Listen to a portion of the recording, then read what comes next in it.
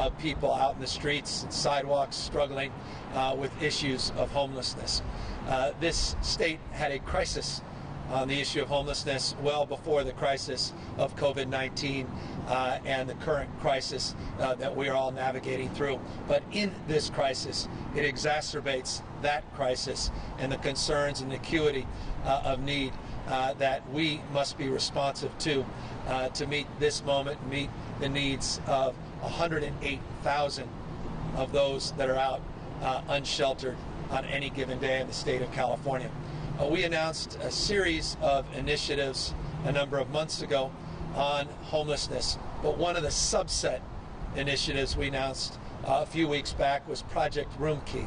In partnership with FEMA, Project Room Key would identify 15,000 hotel rooms throughout the state of California. Those hotel rooms would be supported not only through food programs and delivery services, but with basic social services to meet the needs of those that we would provide accommodations for. We had an audacious goal a few weeks back of identifying 15,000 hotel rooms that would be made available as a subset of our larger strategy, homeless strategy, to get people off the streets. I'm pleased today to announce a milestone that 10,974 hotel rooms have been procured. 4,211 individuals are now inside, off the streets, out of our shelters, representing roughly 38% of all of those hotel rooms now being occupied. We've had amazing partnerships not only with Santa Clara County, but Yolo County, Merced County, Los Angeles County, Riverside County, and Ventura County. And there's a reason I mentioned those counties. They have simply done more than all of the other counties to really support this effort. This effort, though, as well, is made even more significant by the announcement with Motel 6 in their corporate headquarters here in the state of California.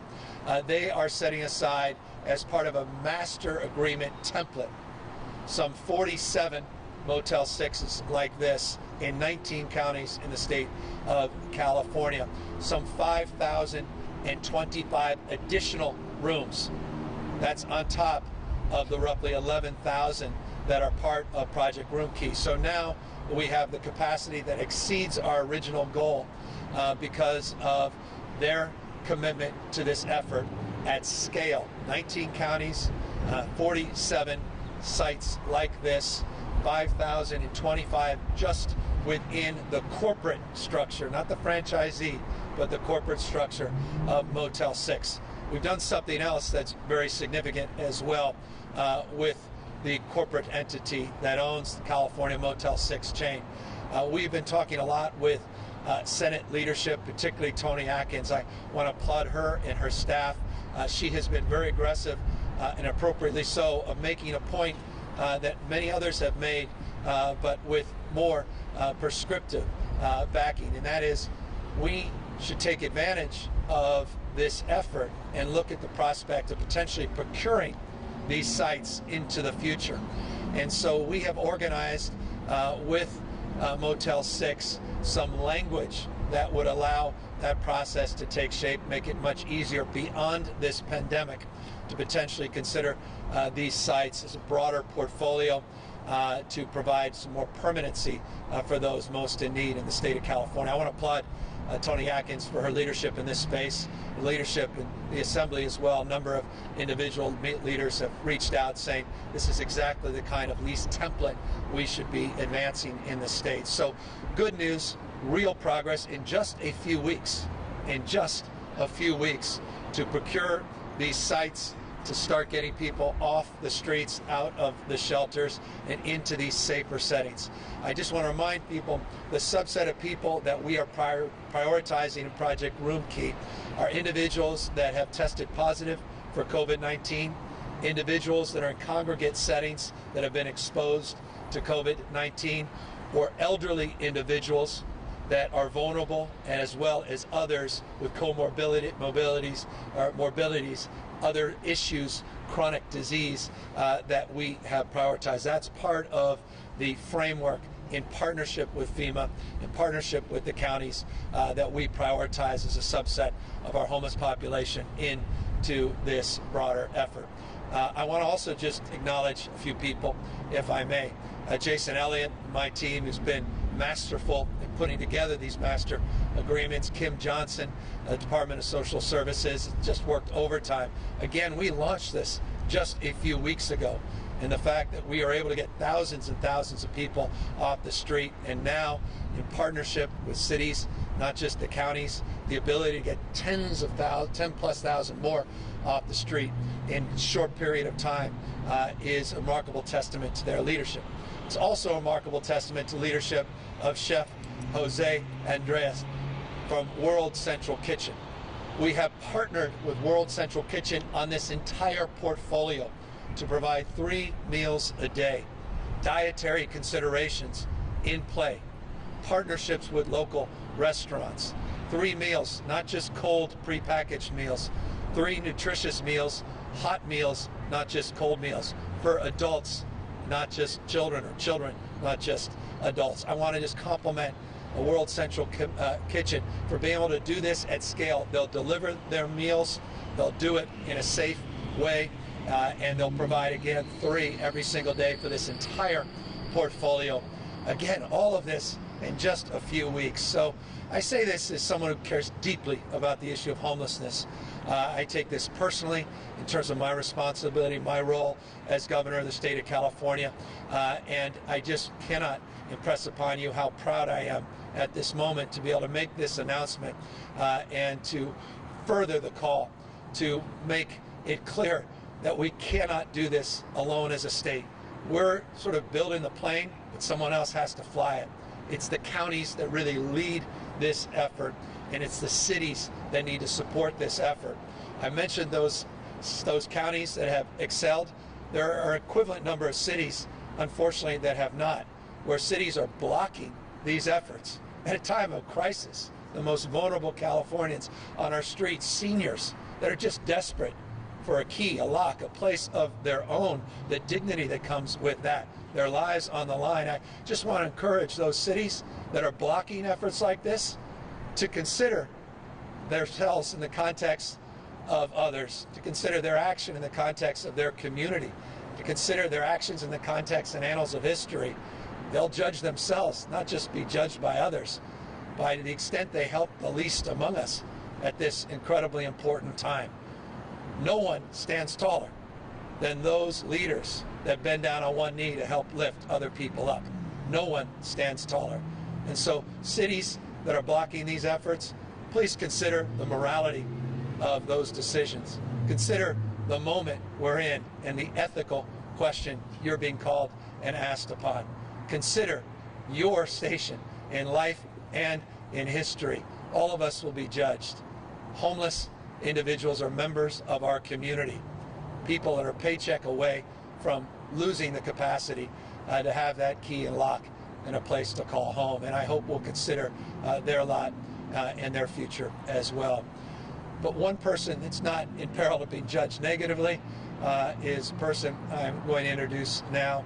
That's the president of the Santa Clara County Board of Supervisors, who really stepped into this moment directly with me and directly with our team in saying we can absorb more of these units, and we are not going to stand in the way of progress. And so let me introduce one of those leaders before I introduce yet another, and that's the president of the board, Santa Clara Supervisors, Cindy Chavez.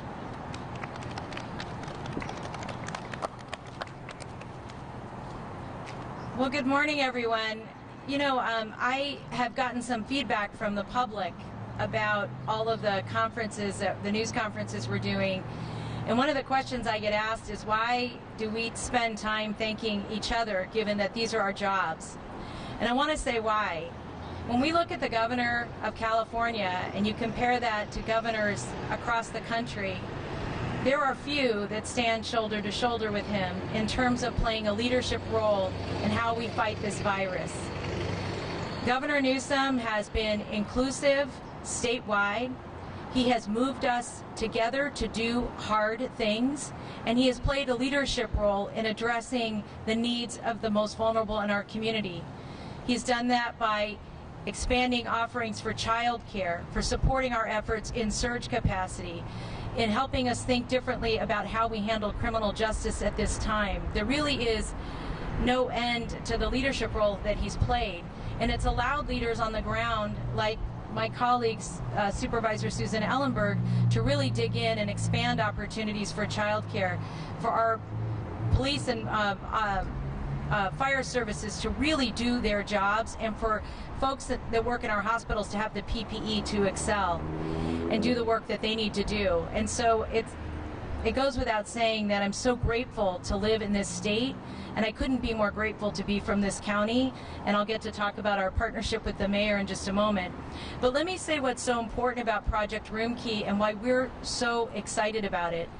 It allows us not only to meet the needs of a community during COVID-19, but allows us to work with our cities to think differently about how we address homelessness, because we all know that we both have to address this emergency, and then as we grow out of it, be the kind of state that recognizes there's a role for every person in our community, that there's a home for every person in our community, and that we understand the value of every person in our community. So I really want to just say I'm here on behalf of the county. We're so excited to be in the process of completing this negotiation here, because we think this is the right thing to do. So thank you, Governor. And, you know, for all of us, and I know those of you at home, I just want to thank you for those of you who are sheltering in place, washing your hands, not touching your face, doing all the things that we're asking you to do, that it's getting challenging to stay at home. And we hear you, and we're working as hard as we can under the governor's leadership to figure out what those next steps are. And again, I want to thank the governor for creating a statewide platform and a statewide framework for us to look at. One of the most important partnerships the County of Santa Clara has had has really been with the City of San Jose, and we really appreciate Mayor Landry Campbell and all the other cities in our county. But Mayor Liccardo and the city have shown extraordinary leadership and partnership with us, and taken on great risk to make sure that we're doing what we need to do for the members of our community, for example, in expanding food and meals across the county. So with that, I'd like to invite up Mayor Liccardo. Thank you, President Chavez, and I just want to say to Mayor Susan Landry, thank you for welcoming us to Campbell, and for standing up thank you for standing up as one of the cities here in the county that is very much willing to embrace this important initiative from the governor.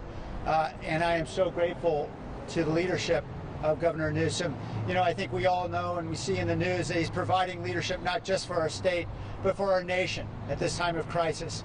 And I am so grateful, not simply for what I see on the screen, but as someone who is working day to day with him and his incredible team, just the incredibly quick response and the keen and sage foresight when you see projects like Project Roomkey and how essential they are to enable so many of our most vulnerable residents to be safe at this critical moment. Thank you, Governor Newsom, for all the leadership you're providing. And I really want to thank President Cindy Chavez and the county. Her incredible leadership, certainly not just today, but for many years on homelessness. Ultimately, perhaps the greatest accomplishment we've seen in many counties throughout the state is the passage of Measure A back in 2016, nearly $1 billion for homelessness. And we are seeing projects now on the ground opening their doors, getting the homeless off the street. It is so heartening to see real action happening here in Santa Clara County. And I want to thank as well Supervisor Susan Ellenberg for her leadership in this critical time. A big thanks to Jason Elliott and Anna Leary. Certainly this Project Roomkey is critical. Also, the negotiations with FEMA ensuring there's reimbursement for this is really critical, because all of our cities and counties are facing gigantic holes in our budgets. We're going to be spending a lot of money on emergency response, and being able to have those FEMA reimbursements is critical to enable us to better serve our community going forward. So thank you, Jason, for all your work. Because of the leadership of the county in this effort, we have 1,123 rooms that can be available now for those COVID positive individuals, those homeless individuals who are vulnerable, to come in from the cold. And I'm so grateful, and we have already had more than 500 homeless individuals housed through this effort, more than 453 motel rooms alone, like the ones you see behind me. This is the kind of effort that is resulting from the leadership of the county in collaboration with all of the cities.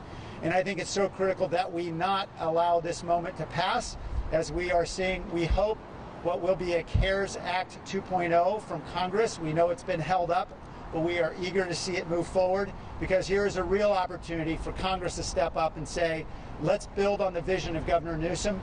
We don't want these rooms simply open for a few weeks or a few months. Let's give counties and cities the dollars they need to purchase motels, so we can really aggressively address the homelessness crisis that will be here well beyond the time that this pandemic passes. In addition to purchasing motels, we can also be out there building emergency housing, as we're doing now on 3 separate sites, because of the $150 million of funding that the governor and his team have made available with the help of the legislature to cities throughout the state. We're taking advantage of those opportunities. I know other cities are as well. And we can really build on this with a real partnership from the federal government. And I hope that we're able to see a new CARES package get over the goal line, so we can all make real progress together. Thank you all, and thank you, Governor.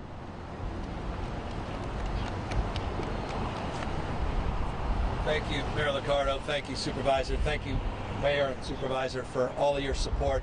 At the end of the day, the state vision as it relates to supporting these efforts cannot be realized anywhere else but the local level. And so localism, as I often say, is determinative, and that's the basis of leadership. And you have demonstrable leaders here, and they are exemplified every day, particularly on this issue, through good work. And so we're very grateful to them. That's why we're here today, to highlight that and let them know the spirit of what Mayor Liccardo just said. We want to be here in the medium and long term as well. When we talk about procuring these sites in the future, the obvious question is how to pay for it.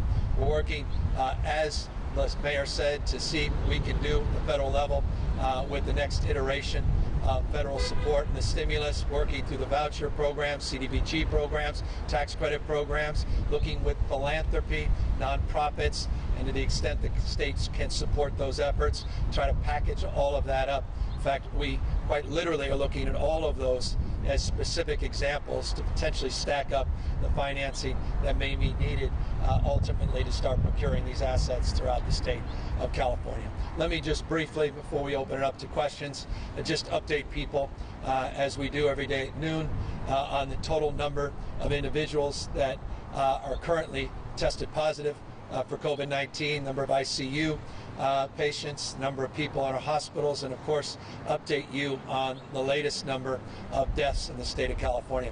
Tragically, last night we lost another 87 human beings, stories, not statistics, people that have family members and loved ones that have been torn apart because of COVID-19. 1,072 families have been impacted through a loss of a loved one since the beginning of this crisis. So for those that think we're out of the woods, those that think we've turned the page, those that think that it can go back to the way things used to be, I caution you on the basis of that 87 number. That represents among the highest number of deaths this state has experienced since the beginning of this crisis. Our hospitalization rates went up, didn't go down last night, in the last 24 hours. Good news was modest growth of 1.3%. Our ICU numbers, however, did modestly go down, and when I say modest, by 0.1% in the last 24 hours. I reference hospitalization and ICU numbers as very, very important numbers in terms of our determination of when we can start loosening up the stay-at-home orders. We've certainly flattened the curve. The question is, when are we going to see those numbers start to decline on a consistent basis as opposed to an episodic basis as we have seen over the last week or so. We still had an increase total number of cases of 5.3% testing positive over the previous 24-hour period. Again, just a reminder that we still have a lot in front of us. and a lot to do inside of us in terms of our determination to continue to practice physical distancing, our determination to continue to advance our broader stay-at-home orders up and down the state. I want to just make a point about people up and down the state of California. It's incredibly important that we highlight what we began to highlight very detailed terms in the beginning of this crisis. First guidance we put out was around skilled nursing facilities, senior centers, assisted living facilities. We followed that up with a very detailed announcement last Friday about what we are doing to help support our seniors up and down the state with an increased number of positives, not just for seniors in these facilities, but also staff providing support in these facilities. We talked about the 600 nurses that we had retrained. We talked about the strike teams that we put out to the skilled nursing facilities. We talked about all the new testing kits that we're prioritizing for these SNFs, the skilled nursing facility and senior centers. We also talked about all the new PPE that we were prioritizing in that space.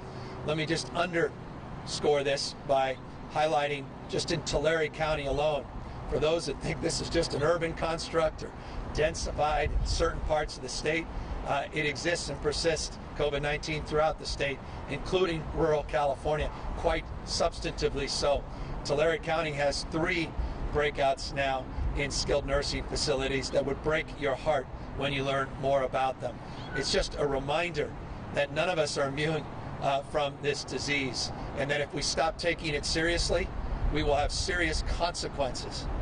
And those consequences are not just felt in statistical terms, but quite literally in lives lost, and no more vulnerable than the seniors, in addition, of course, to the homeless that we are highlighting here today.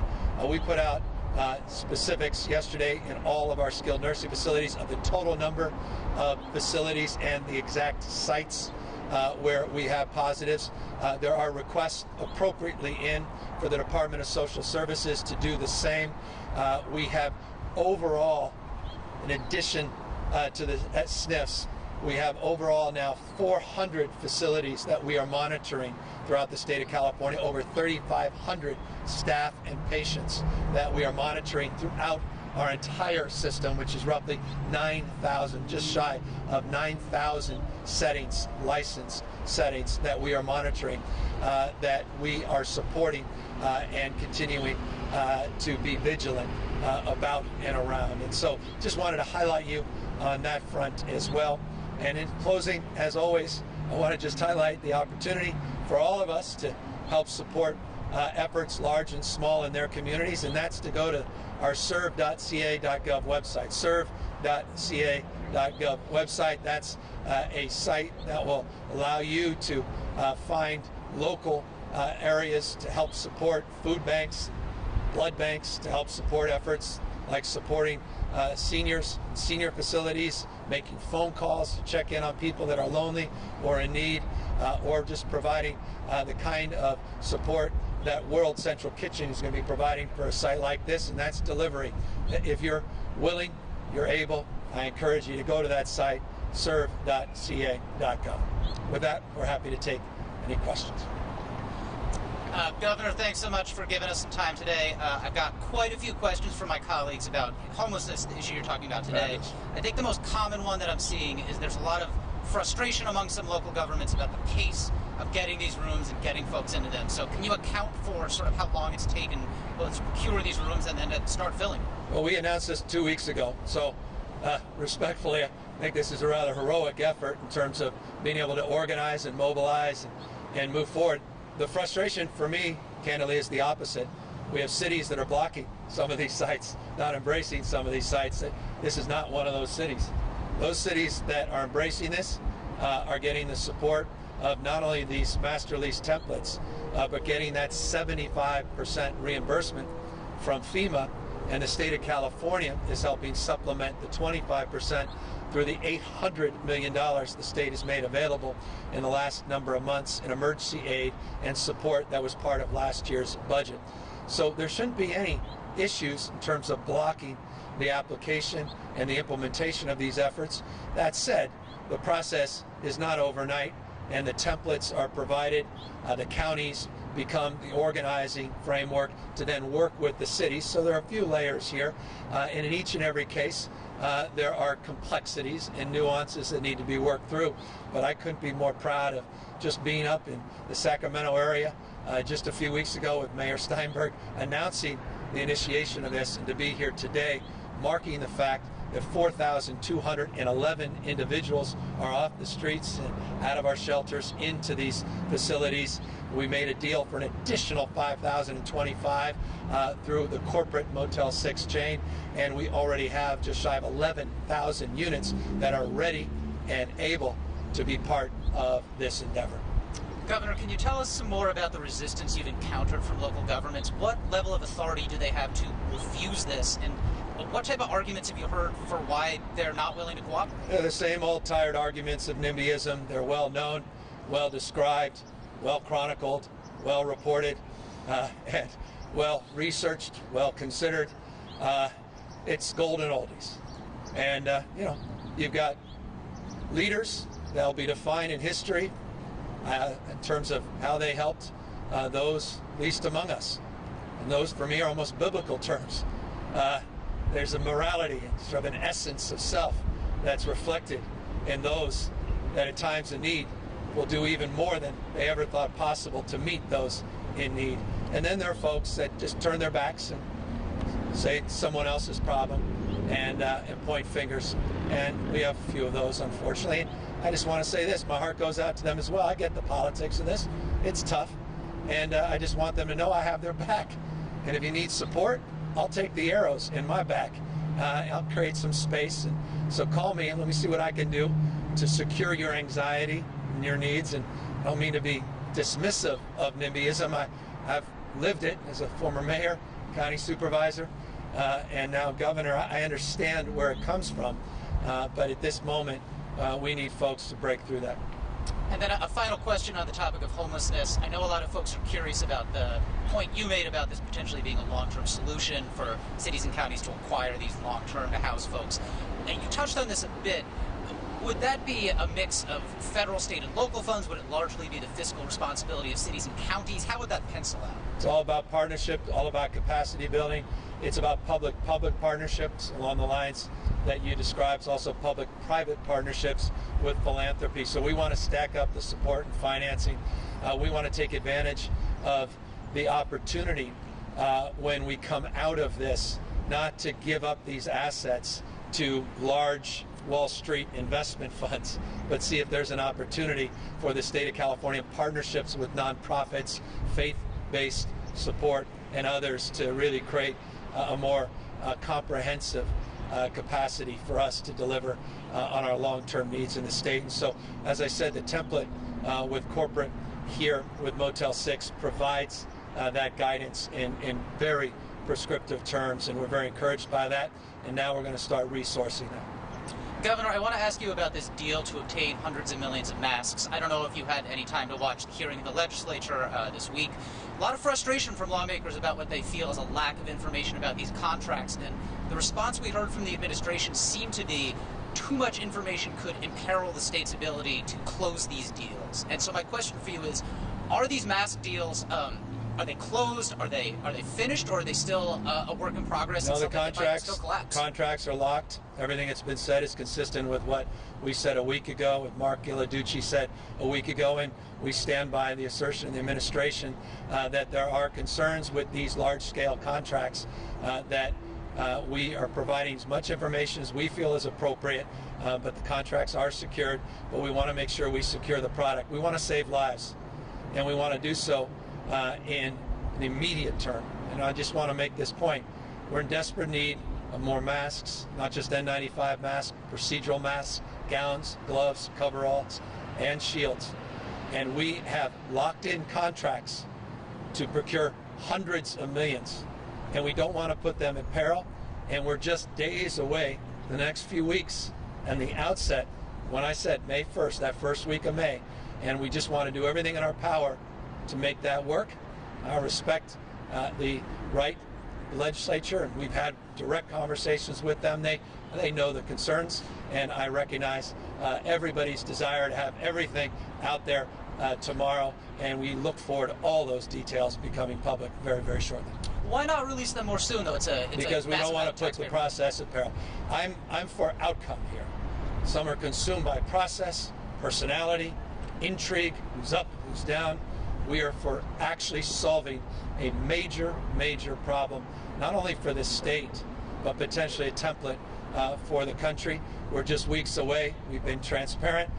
We've been honest about where we are. We have a very deliberative process with the legislature. We're following that process. We're working collaboratively with them. And we look forward to all of the specific details and nuances so everyone could get under the hood, hundreds and hundreds of pages, and go through every preposition, every adjective, every verb, as is your right and our collective responsibility to you, the general public. Is the risk that other folks might, if you identify the masks you've identified, they might get snatched up by someone else? This is the wild, wild west. I don't know how many examples you've written about, others have written about, of deals gone awry. States all across this country have highlighted this. The federal government has highlighted this. People competing against one another. Things that looked promising, that were locked down, that somehow were stopped at the border, sent back. So I take this moment very seriously. I care about producing a big result. Others, again, are going to consume themselves around process. We're going to consume ourselves around saving lives. Governor, I also had a question for you about the economic panel you announced yesterday to guide the state through its economic recovery. I've seen some criticism of the choice of Tom Steyer to lead that panel, given pretty overtly partisan profile. He led the impeachment drive against Donald Trump. He's been very involved in politics in ways that have clashed with some major industries here. What is your response to that criticism that you've chosen somebody who's a bit of a partisan warrior to lead a recovery that should be nonpartisan? Pete Wilson, Arnold Schwarzenegger, Gray Davis, Jerry Brown, Republican leaders in the Assembly, Republican leaders in the State Senate, Democratic leaders in the Assembly, Democratic leaders in the State Senate, people from the Central Valley, people from the Central Coast, people from Northern California, people from Southern California, faith-based leaders like Father Boyle, religious supporters beyond that as subcommittee advisors, nonprofit leaders, warriors of social justice like Angela Glover Blackwell, economic leaders like Tim Cook, and very iconic leaders in addition to that like Bob Iger, women, men, diversity of this state, healthcare. So we'll withstand any particular critique about one individual or another, but I appreciate Tom's leadership, his willingness to take this on, and I'll put up what he's done in his community bank and a focus on the triple bottom line up against anybody's philanthropy in the last decade. I look forward to his leadership and stewardship of this council. Governor, early yesterday morning, Donald Trump tweeted that states needed to be liberated, as I'm sure you saw. Yesterday afternoon, we saw a fairly large protest in Huntington Beach from folks aligned with the president wanting you to open up the state more quickly. I know you have said consistently that the president and the federal government have been good partners. Are you concerned that when the president broadcasts a message like that, it undermines your efforts to keep people safe and to gradually reopen? Guys, none of this surprises us. You can write this script. We've lived through this movie. I imagine you'll see a lot more of that. Just want to encourage people, when you practice your free speech, which I don't embrace, I celebrate, just do so safely. This virus knows no political ideology. It doesn't know if you're a Republican or Democrat, supporting the president, opposing the president. Practice physical distancing. Make sure that you're not infecting others, even if you feel healthy. You have no symptoms. You're asymptomatic. You can spread this. Even if you don't care about other strangers, you may care about your loved ones, may come home after being at one of these rallies. Just be healthy, be safe, and we're going to do the right thing, not judged by politics, not judged by protest, but by science, by health, the facts on the ground. That will be our guiding principle. Are you concerned, though, about the president's message contradicting or drowning out your own? And if so, have you expressed those concerns to the president? The president made it very clear publicly and privately to governors from every state in our union that he will defer to our directives within the state of California. You and others have all reported that, and I think that's the appropriate response, is let local government guide county government, guide regional governance, guide the state, and ultimately states in turn helping guide the nation as we transition to recovery in the next phases. On the topic of the federal administration, you've talked about the need for more widespread testing and for a contact tracing system to get the state reopened. What components are most needed to get us to that point? And the president has also made pretty clear he expects the states to be responsible for testing. Does California have what it needs absent federal help, or do we need more federal assistance to get that sort of universal testing? We would love to see more support wherever we can get it from the federal government on down. As you know, we put together a work group a few weeks ago. Truly some of the smartest and best resourced minds and individuals and organizations as part of that task force. Leaders at Stanford University, our UC system, researchers, scientists, the largest health insurers, co-chairing that, Paul Markovich. They made specific recommendations in terms of not just PCR testing, serology testing. We have already monitored, I think it's getting close to 700 different testing modalities that are being used all up and down the state of California, very small ones, very large throughput testing, point of care testing with these new Abbott machines that are coming in. We're trying to bring all of that to bear. We need more swabs. We've been very directed and pointed in terms of working with our partners at FEMA to try to procure those swabs. We broadly address the issue of reagents and the RNA extraction kits, which were a big problem a few weeks ago. We could be doing exponentially more. Just 24 hours ago, you heard Mark Galley at a press conference yesterday make the point that we, or rather 48 hours ago, made the point we get up to 90, he believes 95,000 tests a day if we had those additional supply materials on a daily basis above and beyond where we are. Our goal is to get to 25,000 in the next 10 or so days. We had a similar goal to get to 10,000 by April 14th. We've exceeded that. I'm confident we'll get to the 25,000 in the next few weeks, and we want to get substantially higher number in the next month. And we'll be looking for all the support we can get, private, public, federal, local, state. And I just want to acknowledge again local leadership, because the mayor has been procuring his own tests, county as well. Mayor, you as well. Everybody's rowing in the same direction. We appreciate that spirit. Governor, we also got a question about the risk of outbreak in homeless detention centers. Are you considering or undertaking any steps to protect immigrant detainees from the spread of the virus? Yeah, that question's been asked 5 out of the last 6 days. I'll answer it again very specifically. We in the state of California are looking at our legal rights to intervene. As you know, you in particular, many may be watching, I signed legislation this year to do away with private detention facilities in the state of California. There was legal opposition to that. We ended up, now we are in the courts. So just because you sign something doesn't mean you can do something. That question is being adjudicated.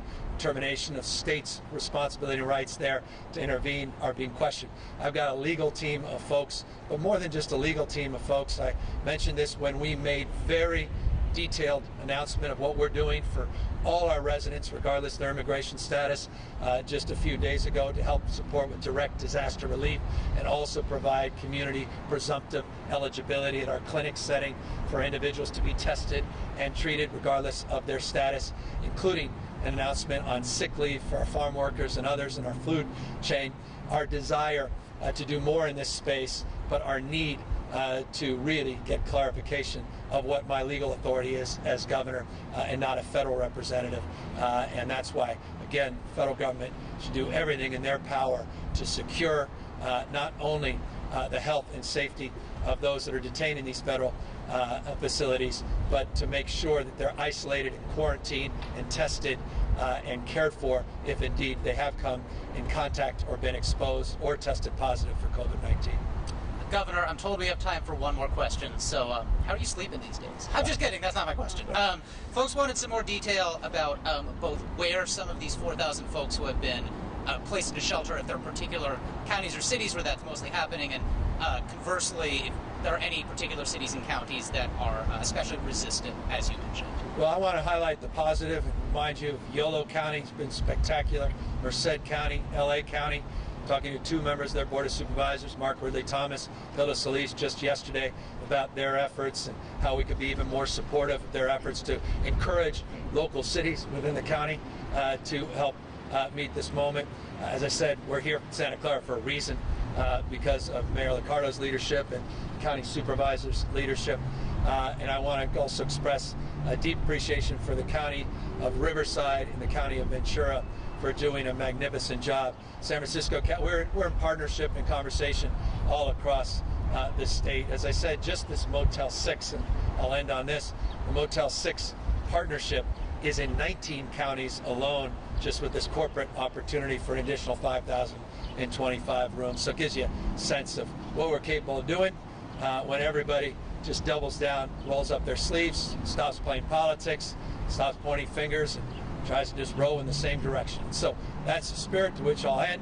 Gratitude for all of those that have really helped and answer questions. Once we turn this off by just saying what I always say at this stage, and that is thank you to everybody that has gotten us to this moment. The 40 million Californians that have done justice to the stay-at-home orders, continue to practice kind of social distancing and the physical distancing that has allowed us to bend that curve, flatten that curve, and give us a little bit more time to work through to make sure we are well resourced and prepare on the testing and tracing and tracking, isolation and quarantine process to make sure you're safe as we begin to toggle back and begin to reopen the economy. Take care, everybody. Thanks, Governor. Governor? I'll answer it once. Governor, have you got a press conference? You have a Be the People conference? About the people. Be the people. Not the press. Be the people. Honest answers. Come on, Gavin. I took you deep in high school. One left into another. Take me deep? I like that, brother. So, Who did you play for? I'm Redwood. Oh, don't tell me Drake or something. Yeah, I'm friends with Mike Brown. How are you? You all right? Everything all right?